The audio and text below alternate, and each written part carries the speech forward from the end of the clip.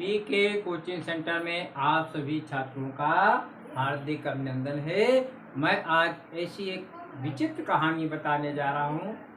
देखिए, कहानी अच्छी लगे तो लाइक और सब्सक्राइब साथ में शेयर कर देना। तो कहानी ये है कलयुग का आगमन। देखिए, कलयुग का आगमन कैसे हुआ, राजा परीक्षित की कहानी।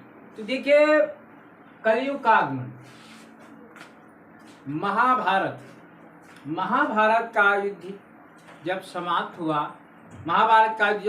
हुआ, तो पांडव के पुत्र अभिमन्यु और अर्जुन का पौत्र परीक्षित, ठीक। तो ये परीक्षित जो है, उसको राजभाष मिल गया। और आज राज्यभार जब मिल गया, तब क्या होता है, एक दिन राजा परीक्षित अपने महल में बैठे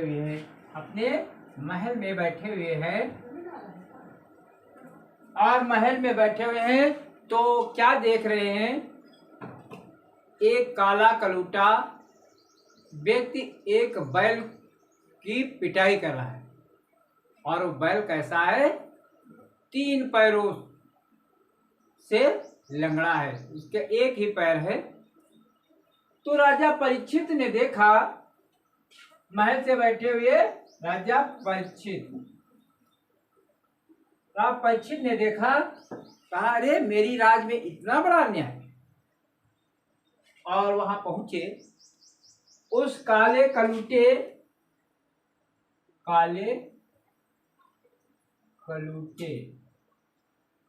व्यक्ति से पूछा, तू कौन है, क्यों इस बैल को मारा? तो उस काले कलूटे ने कहा, आप इस बैल से ही पूछ लीजिएगा,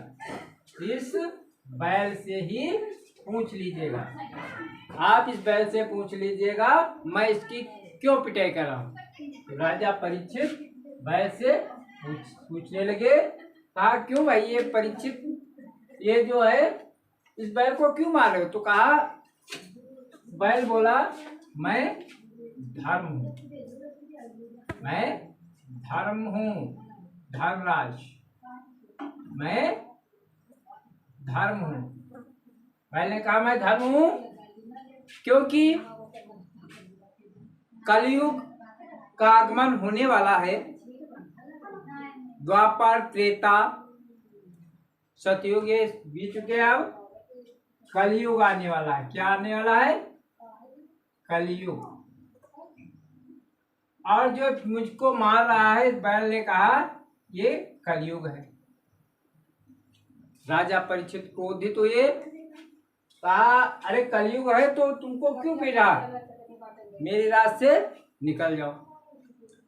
अब ये कलयुग गिड़गिड़ाने लगा, पीला पड़ गया, कहा, मुझे मत मारो। राजा परीक्षित से ये अपनी जान की भीख मांगने लगा।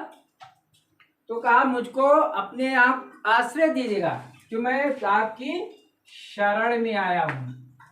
ये कलयुग कह रहा है, मैं आपकी शरण में आया हूँ, मुझे आश्रय दो। राजा परीक्षित ने कहा, ठीक है, मैं तुमको आश्रय 4 जगह देता हूँ। वो 4 जगह कहाँ? जहाँ पर मदिरा पान होता हो, जुआ खेला जाता हो, जहाँ पर हिंसा हो, जहाँ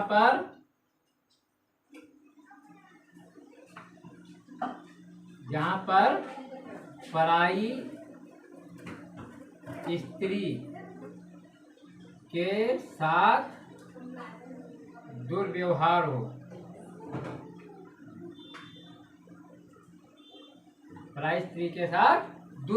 हो, तो ये 4 जगह पर तुमको हम शरण देते हैं। ये परीक्षित ने उससे कहा, किसे? कलयुग से।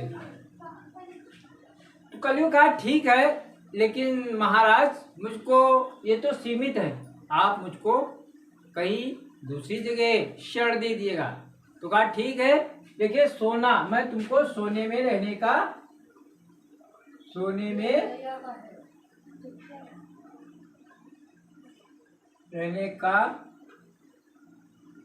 वचन देता हूँ, सोने में रहने का वचन देता हूँ। सोने में तुम रह सकते हो, क्योंकि सोने में रजोगुण है। क्या है? रजोगुण है। ये बात जब कलयुग ने सुना तो कलयुग खिलखिलाकर हंस पड़ा। खिला कर हंस पड़ा। क्यों हंस पड़ा? क्योंकि सोने का मुकुट राजा परीक्षित अपने सर पे धार के वो तुरंत देरी नहीं लगाई और कलयुग ने क्या किया, वो सोने का मुकुट जो है, सोने का मुकुट जो राजा पहने हुए हैं उसी में प्रवेश कर दिया। जब वो प्रवेश कर गया, अब तो राजा का जो दिमाग है घूमने लगा और हिंसा करने पर तुल गया, क्योंकि वो कलयुग है। कलयुग में सोने के मुकुट में अपना स्थान ग्रहण कर लिया और राजा का हृदय विचलित हुआ और कहा, उसने सोचा चलो हम शिकार खेलने चले, क्योंकि राजा परीक्षित प्रजा पालक राजा था, पुत्रवत व्यवहार करता था, उससे सभी खुशी थे, वो हिंसा नहीं करता था, किसी के साथ दुर्व्यवहार नहीं करता था। आज कलयुग जब मुकुट में प्रवेश किया तो राजा शिकार खेलने गया और शिकार खेलते खेलते बड़ी दूर निकल गया, एक जंगल में दूर निकल गया। भूख भी लगने लगी, प्यास से व्याकुल हो गया। तो राजा ने इधर उधर देखा, उस जंगल में राजा घूम रहा है, कोई नजर नहीं आ रहा है। एक कुटी नजर पड़ी तो राजा को ने कुटी पर नजर डाली। कहने का मतलब है कि घूमत फिरत विपिन एक बारा उस कुटिया पर दृष्टि डाला, कि घूमत फिरत विपिन एक बारा उस कुटिया पर दृष्टि डाला। जब राजा ने उस कुटी पर दृष्टि डाला तो वहां पर क्या देखते हैं, एक ऋषि मुनि बैठे तपस्या में लीन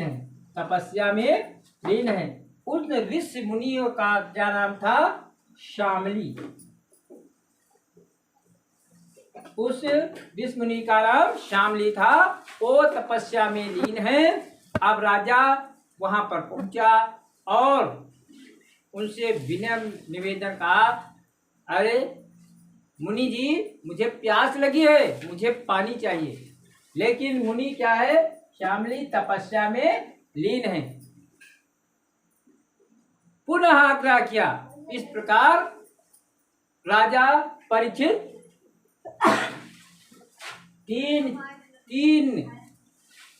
बार उनसे आग्रह किया, लेकिन वो तो तपस्या में लीन है। राजा को गुस्सा आ गया, क्रोध आ गया। उन्होंने इधर उधर देखा तो क्या देखते हैं, एक सर्प। क्या है? एक सर्प। ये जो है सर्प मरा हुआ पड़ा था और उस सर्प को उठा करके जो ऋषि तपस्या में लीन थे इनके गले में डाल दिया। ऋषि जो है इनके गले में, ये जो सर्प है इनके गले में मरा हुआ सर्प डाल देते हैं। तो क्या होता है, जब ऋषि के गले में सर्प पड़ जाता है, वो तो तपस्या में लीन है। अब ऋषि के जो पुत्र था, उस शामली ऋषि के पुत्र का नाम था श्रृंगी ऋषि। वो स्नान कर रहा था, उसके साथी भी स्नान कर रहे थे। उनके साथी ने कहा, देखिए तुम्हारे पिता के गले में इस राजा ने सर्प डाल दिया, मरा हुआ सर्प। जब मरा हुआ सर्प देखा किसने? श्रृंगी ऋषि ने। कौन ऋषि? श्रृंगी ऋषि।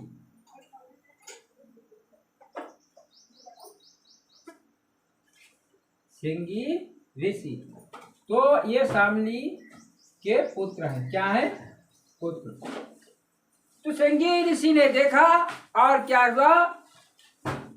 उस नदी में स्नान कर रहे थे, उस नदी में स्नान कर रहे थे और नदी में ही क्या किया कि जैसे कि गालव अंजलि आ गिरा मुख का थूका पान, जैसे गालव ऋषि के अंजलि में मुख का थूका पान गिरा था। किसने किया था? चंद्रकेतु ने। तो उन्हें श्राप दिया था। उसी प्रकार क्या होता है? श्रृंगी ऋषि ने हाथ में जल लिया और उसको श्राप दे दिया कि हे राजन, जो भी कोई हो जिसने मेरे पिता के गले में मरा हुआ सर्प डाला, यही तक्षक सर्प आग के 7वें दिन इनको डस लेगा और उसकी मृत्यु हो जाएगी। ये बात जब श्राप दे दिया, इधर राजा अपने महल में आ जाते हैं। राजा महल में आ जाते तो उनको कुछ भी पता नहीं है। इधर जब श्रृंगी ऋषि के जो साथी हैं वो वापस आते हैं जहां पर शामली तपस्या कर रहे थे, यानी श्रृंगी ऋषि के पिता तपस्या कर रहे, तब तक उनकी तपस्या यानी तपस्या खुल गई थी या टूट गई थी, यानी वो समाज से विरक्त हो गए थे। अब क्या होता है? जब इनके ऋषि जो श्रृंगी ऋषि के साथियों ने ये सारी बात बताई कि श्रृंगी ऋषि ने श्राप दे दिया क्योंकि जो ये सर्प है आपके गले में किसी व्यक्ति ने डाल दिया। अब राजा वो श्रृंगी ऋषि अपनी तपस्या से देख रहे हैं कि आखिर इसने पाप किसने किया। देखते क्या है, वो दयालु राजा परीक्षित है। परीक्षित ने एक कार्य किया था।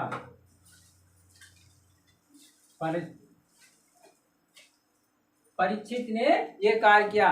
राजा को जब ये कार्य किया, राजा को बड़ा दुख तो हुआ। कब दुख हुआ? जब वो मुकुट जो लगाए हुए थे सर से उतारते हैं, कलयुग हट जाता है, राजा को बहुत पश्चाताप हो जाता है। इधर श्रृंगी ऋषि के पिता शामली ने देखा तो अपने बेटे को समझाने ने क्या किया? बड़ा अनर्थ किया। वो तो प्रजा पालक राजा था, इतना अपने प्रजा को पुत्रवत व्यवहार करता था, तुमने ये अनर्थ कर दिया। जाओ उनको बताओ जाके कि हमने पाप किया है और जो पाप किया है आपने श्राप दिया है, श्राप मिथ्या तो नहीं हो सकती, मृत्यु तो निश्चित है। 7 दिनों में उनकी मृत्यु निश्चित है, 7 दिनों में। लेकिन श्रृंगी ऋषि जो है उनको भी बड़ा दुख हुआ। कहा मैंने तो जान करके उनको श्राप नहीं दिया क्योंकि आपके गले में इन्होंने मरा सर्प डाल दिया था। तो शामली या था उनके पिता ने समझाया, बेटा उस समय राजा के सर में मुकुट जो था उस पर कलयुग सवार था, उसी ने सब सारा कार्य करवाया है। फिर क्या होता है? शामली स्वयं परीक्षित के दरबार में, ये शामली जो ऋषि है इनके दरबार में पहुंचे। राजा परीक्षित के दरबार में पहुंच जाते हैं। राजा परीक्षित साष्टांग प्रणाम करते हैं। साष्टांग प्रणाम किया और ऋषि को अपने पास बिठाया। बड़े नम्र स्वभाव से कहा, हे मुनिराज, कहो मैं आपकी क्या सेवा कर सकता हूँ। तो ऋषि कहने लगे, सेवा कोई बात नहीं करनी है मेरी, लेकिन मैं तुमको एक बात बताने आया हूँ। राजा परीक्षित बोले, कहिए मुनिवर, कैसी बात बताना चाहते हो। तो कहा आज के 7वें दिन आपकी मृत्यु निश्चित है। 7वें दिन के बाद आपकी मृत्यु निश्चित है, क्योंकि मेरे पुत्र श्रृंगी ने आपको श्राप दे दिया है। मृत्यु अटल है, श्राप मिथ्या नहीं हो सकती। राजा की जो रानियां थी वो बेहोश हो गई, बेहोश हो गई। राजा उनको रनिवास भेजवा देता है। अब राजा कहता है तो अब क्या करें? तो कहा ठीक है, आप जाइए वेद व्यास पुत्र सुखदेव के पास जाइए और 7 दिनों में श्री कृष्ण लीला का गान करिए, श्रीमद् भागवत का ज्ञान करिए, तो तुमको मुक्ति मिलेगी, मोक्ष मिलेगा, मोक्ष प्राप्त हो जाओगे। और फिर है ये मोक्ष प्राप्त हो जाओगे तो नया शरीर धारण करोगे, प्रजा पालक बनोगे, लेकिन मृत्यु निश्चित है। अब राजा तो वहां पर पहुंचा सुखदेव जी के पास। सुखदेव जी से कहने लगे आप 7 दिनों में आप मुझे श्रीमद् भागवत का गान करवाइए। 7 दिनों तक राजा परीक्षित ने श्रीमद् भागवत का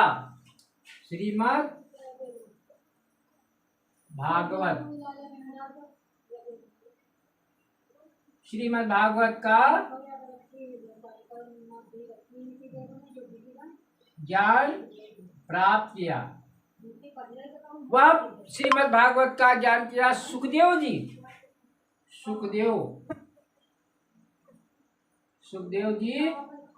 श्री कृष्ण के बाल लीलाओं का वर्णन किया और उनके ही जीवन पर चलने को कहा।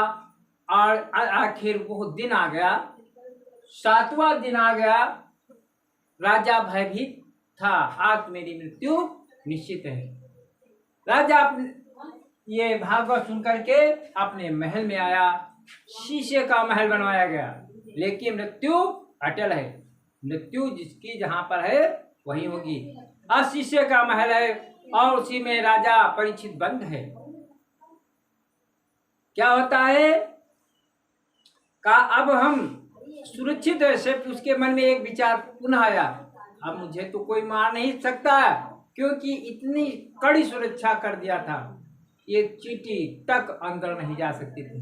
लेकिन क्या होता है कि पूजा के है वो माली पुष्प लेकर राजा के महल पहुंचा और उस पुष्प में मच्छर बन करके वो तक्षक सर्प बैठ गया। और वहां जहां पर राजा बैठे हुए थे पूजा स्थान के लिए, उसी फूल में मच्छर बन करके वो तक्षक सर्प बैठ गया। राजा जिस समय पूजा के हेतु पुष्प को उठाया तो वही मच्छर बना हुआ वो तक्षक सर्प बन गया और वो सर्प बन करके राजा को डस लिया। जब राजा को डस लेता है राजा की मृत्यु हो जाती है। राजा की जब मृत्यु हो जाती है, अब क्या होता है, राजमहल में चारों तरफ हाहाकार मच गया। कहा राजा को तक्षक सर्प ने काट लिया। तो देखिए ये कलयुग के कारण राजा की मृत्यु किस लिए हुई? एक कलयुग के कारण, कलयुग ने ही ये अधर्म करवाया था। तो राजा परीक्षित ये प्रजापालक शासक थे, नीच प्राण थे, शासक थे। इस प्रकार ये कहानी का मैं अंत यहीं पर हो जाता है। अगर वीडियो अच्छा लगे तो लाइक और सब्सक्राइब साथ में शेयर भी कर देना, ठीक है।